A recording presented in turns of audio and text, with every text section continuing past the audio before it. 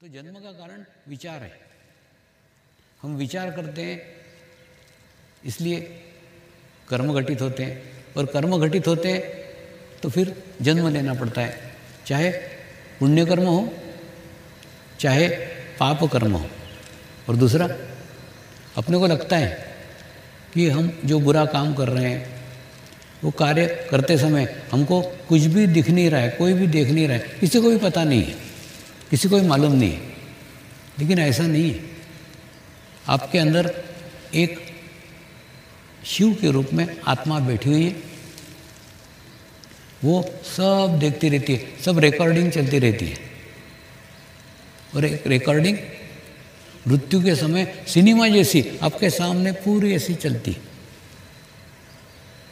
जो जो आपने बुरे कर्म किए वो भी चलते हैं, जो जो आपने अच्छे कर्म किए वो भी चलते हैं, आपके सामने वो सिनेमा चलता है एकदम।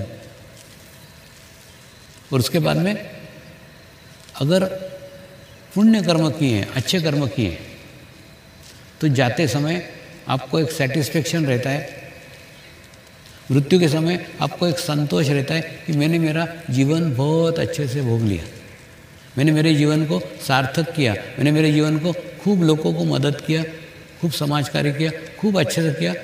मेरे को किसी से कोई एक धन्यवाद का भाव अपने ही प्रति आता है कि मैंने मेरे जीवन को बहुत अच्छे से भोगा।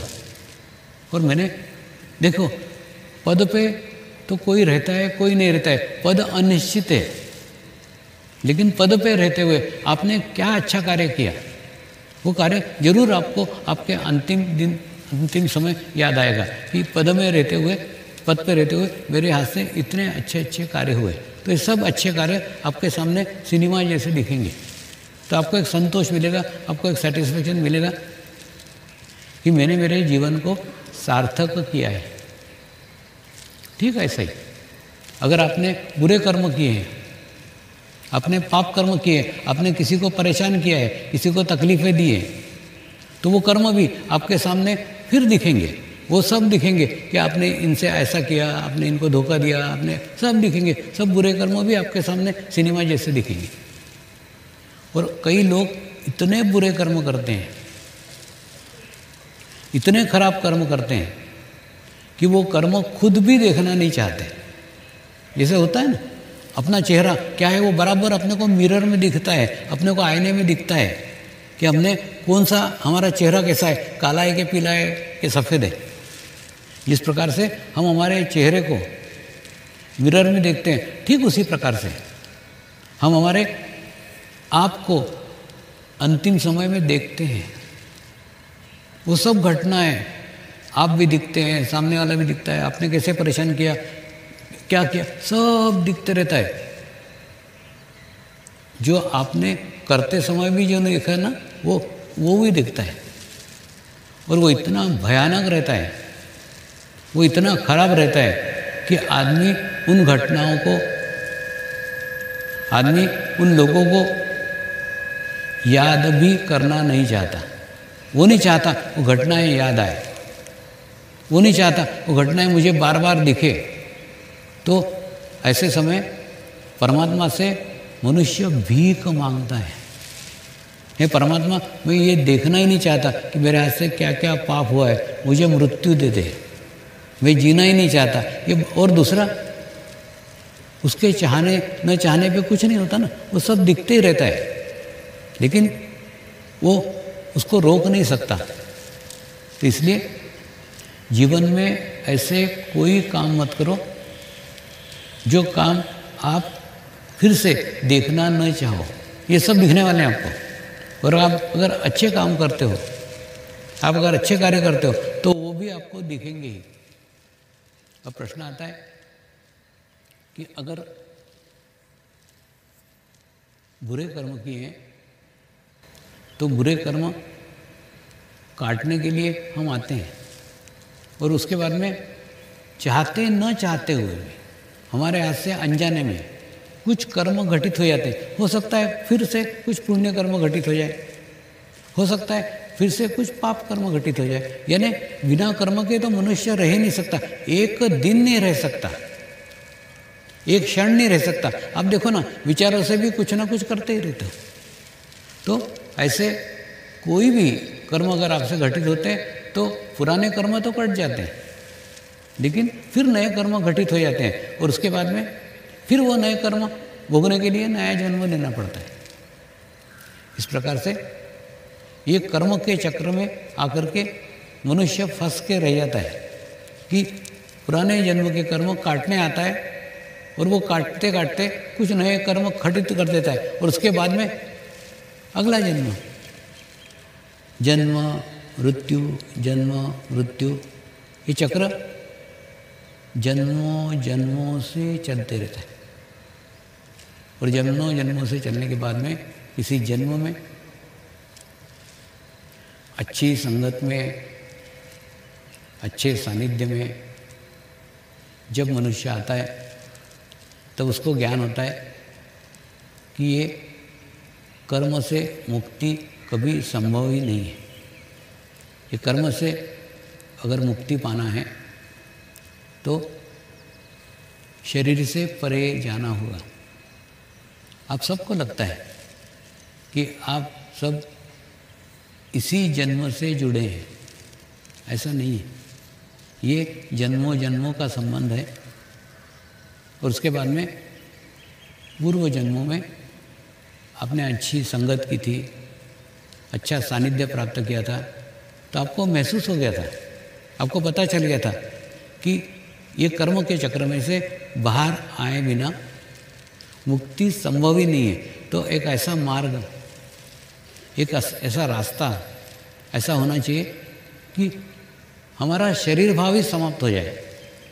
और शरीर भाव समाप्त हो जाएगा तो फिर शरीर से ही तो कर्म घटित होते हैं ना।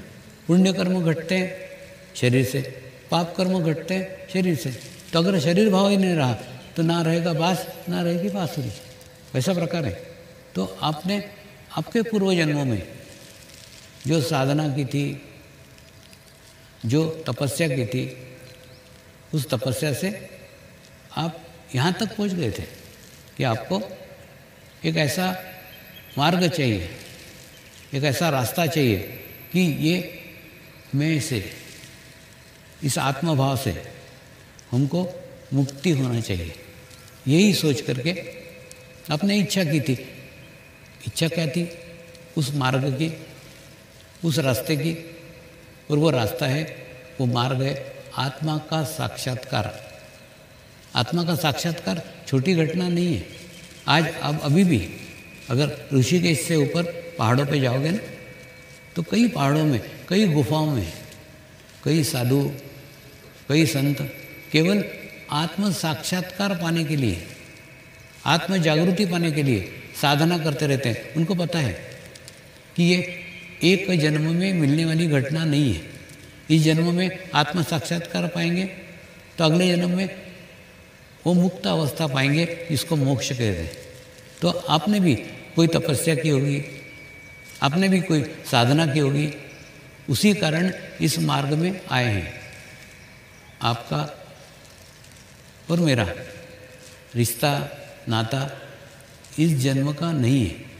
हम जन्मों जन्मों से साथ में एक ही मार्ग पे चले हैं, एक ही रास्ते पे चले हैं, लेकिन वो समय नहीं था जो आज का समय है ना। वो समय पहले नहीं था। मैं भी था, आप भी थे, सब था। और दूसरा, इस जन्म में कुछ भी नया आपने प्राप्त नहीं किया है। जो रिश्ते प्राप्त किए वो रिश्ते पूर्व जन्मों में ही थे। जो धन संपत्ति प्राप्त की वो भी पूर्व जन्मों में थी। और वो भी सब छोड़ करके यहाँ आए। वो रिश्ते छोड़ करके आए, धन संपत्ति छोड़ करके, सब छोड़ करके यहाँ आए। यानी जो कुछ शरीर से प्राप्त किया था वो सब छोड़ करके आए। तो आपको ज्ञान हो गया कि जो शरीर से प्राप्त किया है ज्ञान है, वो भी छोड़ना पड़ेगा। वो छोड़े बिना भी मुक्ति नहीं है। मुक्त है यानी सब में से मुक्त हो जाना, सब में से डिटैच हो जाना। हमारा लगाव, हमारा अटैचमेंट कहीं पे भी नहीं होना चाहिए। महत्वपूर्ण, सबसे महत्वपूर्ण है समय है। ये जो समय है ना, ये समय अति महत्वपूर्ण है। इस समय के बारे में संत ज्ञानेश्वर जी ने आज से 700 साल पहले अपने काल में लिखा हुआ है कि 700 साल के बाद एक ऐसा काल आएगा, एक ऐसा समय आएगा जिस समय आत्म साक्षात्कार सामूहिकता में प्राप्त होगा, आत्म साक्षात्कार कलेक्टिविटी में प्राप्त होगा। हम उसी समय में जी रहे हैं और ये आत्म साक्षात्कार की आवश्यकता है, बहुत ज़रूरी है। दूसरा, देखिए, अगर आप ध्यान करते हैं, अगर आप मेडिटेशंस करते हैं तो आपकी संवेदनशीलता बहुत बढ़ जाती है। और जब संवेदनशीलता बढ़ जाएगी ना तो आप सामने वाले व्यक्ति के विचार भी समझ सकते हैं, सामने वाले व्यक्ति क्या विचार कर रहा है वो भी समझ सकते हैं। उसके बाद में अगर आप प्रकृति के साथ जुड़ते हैं तो प्रकृति में क्या घटनाएं होने वाली है, क्या घटित होने वाला है, आगे क्या होने वाला है, आगे का समय कैसा है, उसके बारे में भी आपको जानकारी प्राप्त हो सकती है। यानी ध्यान से आपकी संवेदनशीलता बढ़ने के कारण ये सब होता है। जैसे गुरु शक्तियों ने 2019 में बताया था, आने वाला समय, आने वाला टाइम, आने वाला काल तनाव वाला है, टेंशन वाला है। तो वो 2 साल हमारे वैसे ही बीते और अभी भी समय अनुकूल नहीं है। ये भी मैसेज इस अनुष्ठान के पहले बताया गया था कि सामूहिकता से जुड़ो, कलेक्टिविटी से जुड़ो। अभी भी सब कुछ समाप्त नहीं हुआ है। देखिए, अलग अलग परेशानियां हो सकती है, परेशानियों के रूप अलग अलग हो सकते हैं, परेशानियों का स्वरूप अलग अलग होता है, लेकिन वातावरण वही है, तनाव वाला है, टेंशन वाला है। और दूसरा, ये हमारे लिए नहीं, पूरे विश्व के लिए अनुकूल नहीं है। आने वाला समय विश्व के लिए अनुकूल नहीं है। और इसके अंदर देखिए, परिवर्तन का समय है, परिवर्तन का काल है। हम चौरास्ते पे खड़े हैं। ये समय, ये महाशिवरात्रि का दिन है ना, ये समझ लो हम सब चौरास्ते पे खड़े हैं। चौरास्ते में किस दिशा में जाएंगे ये अपनी चॉइस है। अपने चॉइस में हमको इस तरफ जाना है कि हमको इस तरफ जाना है।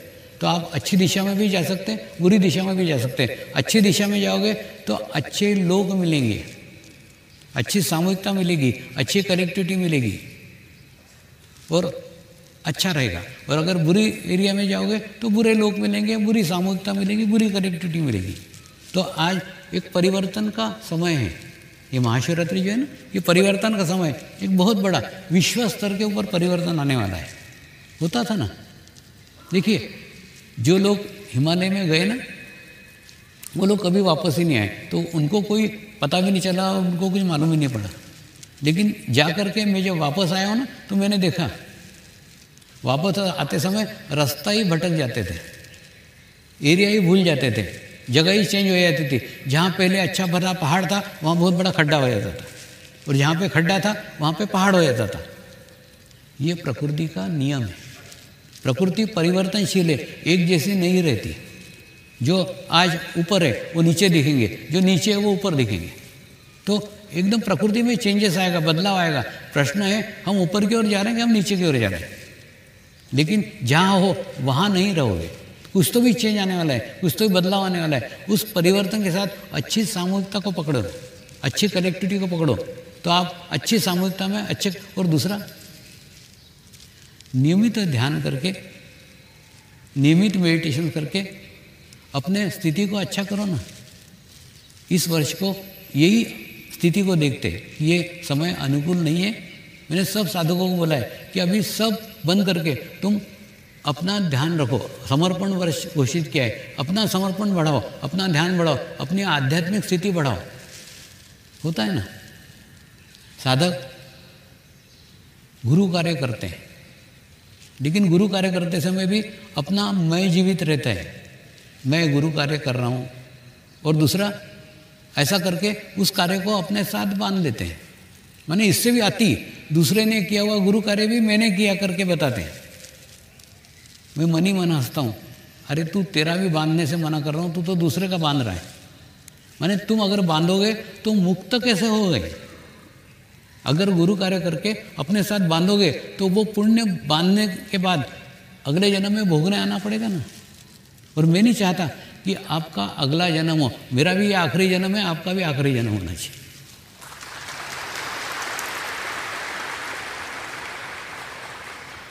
मेरे सारे प्रयत्न, सारे प्रयास उस ओर है, और आपके सारे प्रयास अपने ओर है कि आप अगला जन्म चाहते ही हो। मैंने गुरु कार्य करके भी अपने साथ बांधते हो। मैंने गुरु कार्य किया, अरे जहाँ तुमने मैंने किया बोला तो वो आपके साथ जुड़ जाएगा ना। और मैं नहीं चाहता हूँ आपके अकाउंट्स में कुछ जुड़े, इसलिए गुरु कार्य करो तो सामूहिकता में करो, कलेक्टिविटी में करो। कभी भी अकेले करो ही मत। किसी कहीं से भी जाने का है, कुछ भी बताने का है ना, तो 4 लोगों के साथ में जाकर के कार्य करो, तो कभी भी मैं का भाव नहीं आएगा। जहाँ 5 लोग है वहाँ मैं हूँ, आपके साथ में मैं कभी नहीं रहता। इसलिए सामूहिकता के साथ रहो, कलेक्टिविटी के साथ रहो। एक दूसरा, ऐसे ही गुरु कार्य करते हैं ना, वैसे प्रचार करते हैं। प्रचार करते हैं जैसे वो मराठी में है ना, देवाच्या द्वारी उभा क्षणभरी जेणे मुक्ति करी साधिली, यानी सीधा अर्थ मनुष्य ने लगाया कि परमात्मा के दरवाजे पे मंदिर में जाओ, वहाँ बैठो 10 मिनट तो मोक्ष मिल जाएगा। तो मनुष्य ने क्या करा, एक ईंट पत्थर का मंदिर बनाया और मंदिर के अंदर रोज जाकर के बैठने लग गया, और अहंकार भी निर्माण हो गया कि जैसा लिखा है वैसे मैं कर रहा हूँ ना। नियमित जाकर के मंदिर में जाके ध्यान कर रहा हूँ, नियमित जाके मेडिटेशन कर रहा हूँ, तो मुझे मोक्ष तो मिलेगा ही। लेकिन तूने जो समझा है वो, और ज्ञानेश्वर जी ने जो कहा है वो, उसमें जमीन आसमान का अंतर है। उन्होंने इस ईंट पत्थर के मंदिर को मंदिर कहा ही नहीं था। उन्होंने कहा था ये शरीर ही आपका मंदिर है। इस मंदिर के दरवाजे पे जाके, यानी तालू भाग पे जाके अगर 10 मिनट बैठोगे,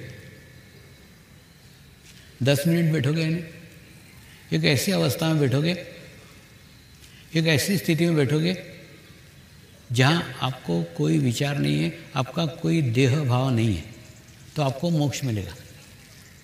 तो लिखा क्या था और समझा क्या?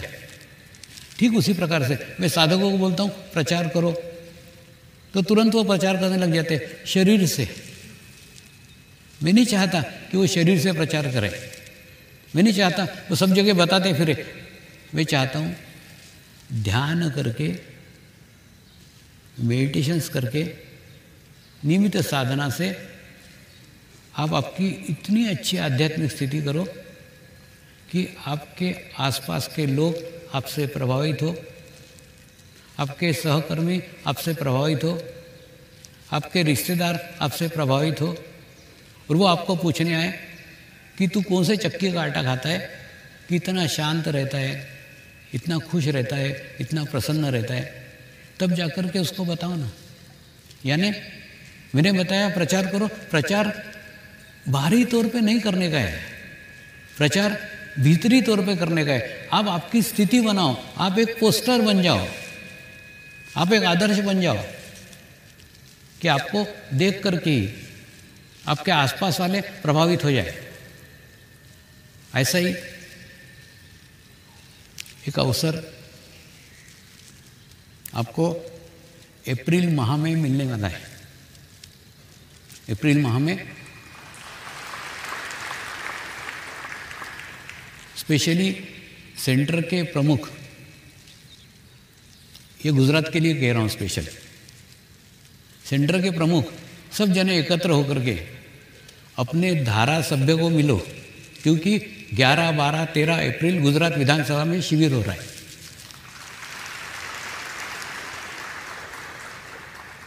वो धारा सभ्य को समझाओ ना, समर्पण ध्यान क्या है, उसको साहित्य दो, और उसके बाद में अपनी अनुभूतियाँ बताओ, अपने अनुभव बताओ, और उसको बोलो कि विधानसभा के भीतर 3 दिन का शिविर हो रहा है, वो शिविर में जाकर के आप अटेंड करो।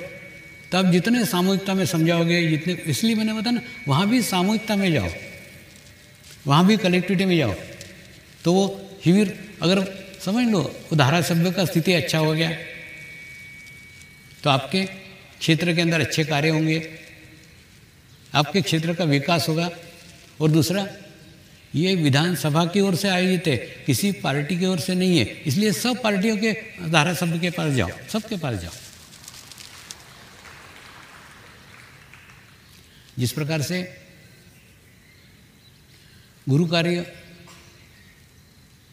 सामूहिकता में किया जाता है, कलेक्टिविटी में किया जाता है। गुरु कार्य का अर्थ है एक पवित्र आत्मा ने परमात्मा के लिए किया गया कार्य, उसको गुरु कार्य कहते हैं। तो आप सोचो ना, अगर आप एक शुद्ध आत्मा बन के करते हैं, आप अगर एक पवित्र आत्मा बन के करते हैं, तो पहली बात तो आपकी कोई अपेक्षा नहीं रहेगी, आपकी कोई अपेक्षा नहीं रहेगी कि ये अपेक्षा कि ये कार्य करने के बाद में मैं किसी को प्रभावित कर रहा हूँ, ये कार्य करके मुझे कुछ प्राप्त होने वाला है, कुछ नहीं। केवल आप गुरु कार्य इसलिए कर रहे हैं क्योंकि आपके आत्मा को अच्छा लगता है, आपकी आत्मा प्रसन्न होती है, आपकी आत्मा खुश होती है, आपका उसमें बाकी कोई उद्देश्य नहीं है। ठीक उसी प्रकार से आप प्रचार कार्य भी ऐसा करो कि आपकी आत्मा खुश हो, आपकी आत्मा प्रसन्न हो। तो किसी को दिखाने के लिए